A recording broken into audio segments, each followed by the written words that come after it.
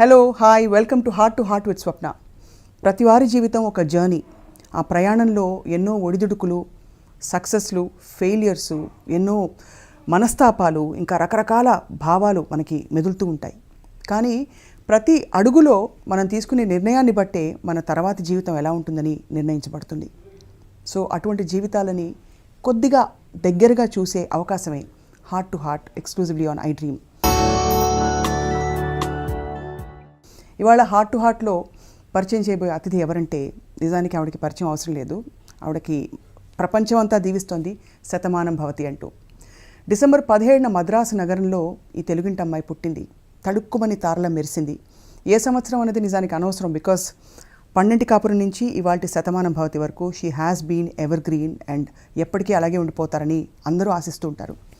తెలుగు, తమిళ, కన్నడ, మలయాళం ఇంకా హిందీ భాషలో నటించి రాణించి బహుశా కొద్దిమంది ఫీమేల్ స్టార్స్కి ఉండే స్టేటస్లో సూపర్ స్టార్ స్టేటస్ వచ్చిన ఏకైక వ్యక్తి అని చెప్పచ్చు. బహుశా మరికొంతమంది తారామణులు ఉండుండొచ్చు, but she has ruled, she continues to rule the scene. ఏ సినిమా అయినా కావచ్చు. ఇవాల్టి heart to heart with Swapna సహజ నటి జయసుధ గారితో.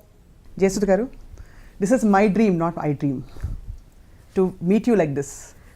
Thank you Swapna. ఎప్పటిలాగే మీరు ఏం వేసుకున్నా అంత స్టన్నింగ్గా కనిపించడం ఏమన్నా న్యాయంగా ఉందా? స్టన్నింగ్గా బాగా పుష్టిగా కనిపిస్తున్నాను.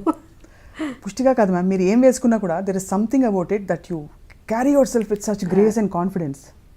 అంటే కొంతమంది కొన్ని ఏం వేసినా బాగుంటుందేమో, వాళ్ళలో ఒకదాన్ని నేను అలా అనుకోవాలి అంతే. సో ఇంతకీ గోపాలరావు గారి అమ్మాయి కావా? లోకం తెలియని పాపాయ, తెలిసిన పాపాయ? ఇప్పుడు అంటే అసలు లోకం అంటే లోకం పెద్దగా తెలియదు. కొంతవరకు లోకం తెలియని పాపాయ అనే చాలా మా ఇండస్ట్రీలో వాళ్ళు ఎక్కువ మంది అలాగే అనుకునేవాళ్ళు నా గురించి. ఏదైనా అమ్మాయికి ఏం తెలియదులేరా, పాపం ఏం తెలియదు అలా అని ఒక సానుభూతి ఉండేది ఎప్పుడు. బట్ తెలిసినా తెలియకపోయి ఎక్కువ ఇప్పుడు కూడా ఐ ట్రస్ట్ లాట్ ఆఫ్ అందరు మంచివాళ్ళు అనుకుంటాను. వచ్చిన ప్రాబ్లం ఫస్ట్ నుంచి అంతేనా? ఫస్ట్ నుంచి అంతే. అందరు మంచివాళ్ళు. మన దగ్గర ఎందుకు అబద్ధం చెప్తారు, అందరు మంచివాళ్ళు అని అనుకుంటారు.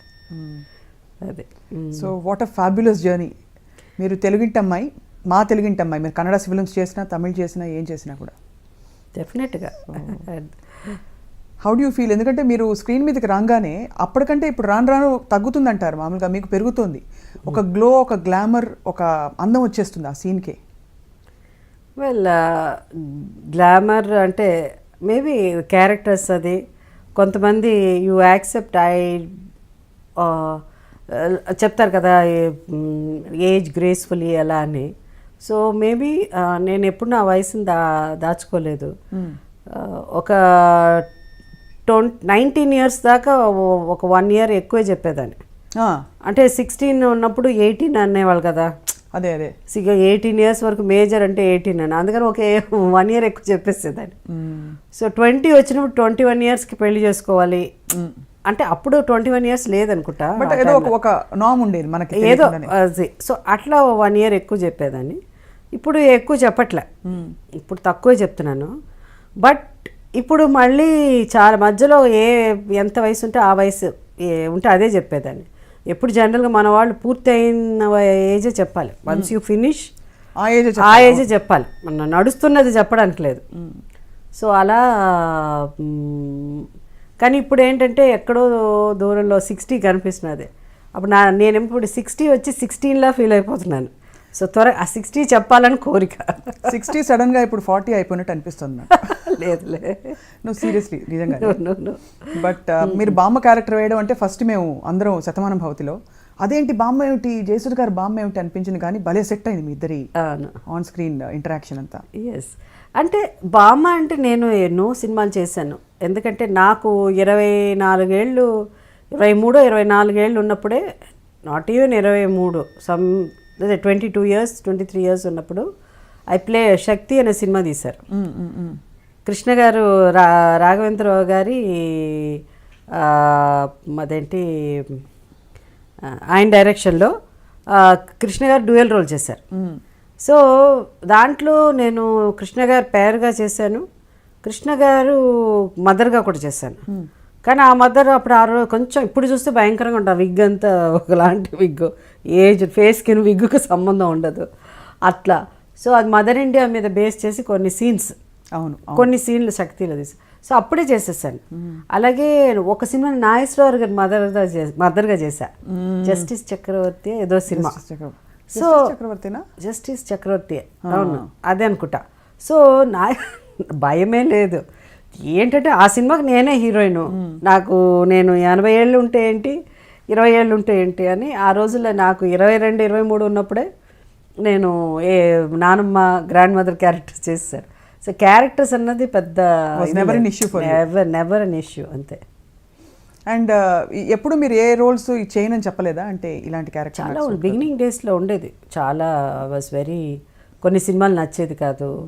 I mean I'm very choosy, but కొన్ని బికాస్ ఆఫ్ అన్ ఆబ్లిగేషన్ మనకి కొన్ని తప్పదు, అలా చేస్తాం. కొంత ఎక్కువ రిమ్యునరేషన్ ఉంటుంది, ఏం క్యారెక్టరే ఉండదు హీరోయిన్గా, సో రిమ్యునరేషన్ ఎక్కువ, పెద్ద స్టార్ అలా ఉన్నప్పుడు అట్లా. బట్ నేను ఎక్కువ కొంచెం లక్కీ, ఈవెన్ పెద్ద ఆర్టిస్టులతో మన రామారావు గారితో, ఆయన నెంబర్ 1 హీరో ఆ టైంలో, లైక్ నాగేశ్వరరావు గారు, వాళ్ళతో కూడా మంచి క్యారెక్టర్స్ చేశాను, ఎక్కడో 1-2 సినిమాలు తప్ప.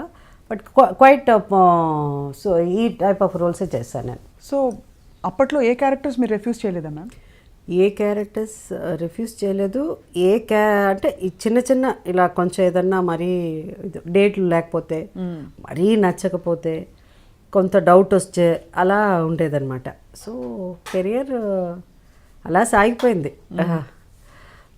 బట్ ఏదైనా నాకు ఇష్టం లేకపోతే మాత్రం నేను డైలాగులు చెప్పేదాన్ని కాదు. If I not convinced I never use to dialogue. ఒక ఎగ్జాంపుల్ ఇవ్వగలుగుతారా? Like what? ఏం గుర్తులేదు. ఏదైనా డైలాగ్ మరీ చీప్గా ఉన్నా, ఏదన్నా ఉన్నా అట్లా అంటే అలా చెప్పేదాన్ని కాదు. If I'm not very convinced అనమాట. నాట్ నెసెసరీ చీప్గా ఉన్నా, ఒకప్పుడు మరీ కొంచెం అది నిజం ఉండదు, దాంట్లో నిజాయితీ ఉండదు, అలా అన్నప్పుడు నాకు అది ఇది కరెక్ట్ కాదు కదా, ఇలా ఉండదు కదా అలా అనేదాన్ని. పెద్ద తెలుగు రాయడం చదవడం రాకపోయినా కూడా తెలుగు డైలాగులు కరెక్ట్ చేసేదాన్ని. సో మీ డైలాగులు మీరు స్క్రిప్ట్ ఏ లాంగ్వేజ్ వింటాను నేను, వినేసి చెప్పేవారు? వింటాను నేను. బట్ రాయడం చదవడం ఎప్పుడు నేర్చుకోలేదు, ఇప్పటికి రాదు.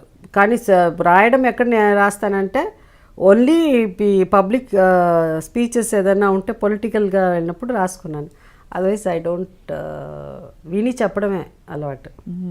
లెఫ్ట్ హ్యాండెడ్ మ్యామ్ మీరు? నేను లేదు, అన్ని 2 హ్యాండ్లు బాగానే పనిచేస్తుంది. ఇది బాగా రాస్తాను, దీంతో అయితే బాగా, అంటే మా నార్మల్గా రాయడం I can write in this hand also. But Telugu ఎలా రాలేదు మీకు? అంటే ఎందుకు రాలేదు అంటే నేర్పించారు, చాలా మాస్టర్ని తీసుకొచ్చి తెలుగు నేర్పించడానికి ట్రై చేశారు, కానీ ఒక్క ముక్క ఇప్పుడు కూడా జయసుధ రాయడమే ఇబ్బంది నాకు. మేబీ అంటే అంతకుముందు ఏదో మిగతా భాషలని గొప్పగా రాస్తానని కాదు, తెలుగు అస్సలు రాలే. తమిళ్ రాస్తాను, రాయడం చదవడం ఉంటుంది, అది ఓకే. బట్ ఎందుకో రాలే తెలుగు. తమిళ్ వరకు బాలచంద్ర గారు మిమ్మల్ని యాక్చువల్గా అంటే యువర్ హిస్ ఫైండ్ కదా? Not his find. నేను అంతకుముందు ఏసీ తిరులోక్ చంద్ర గారు అని ఉండేవారు డైరెక్టర్, చాలా పెద్ద డైరెక్టర్, ఆయన సినిమా చేశాను.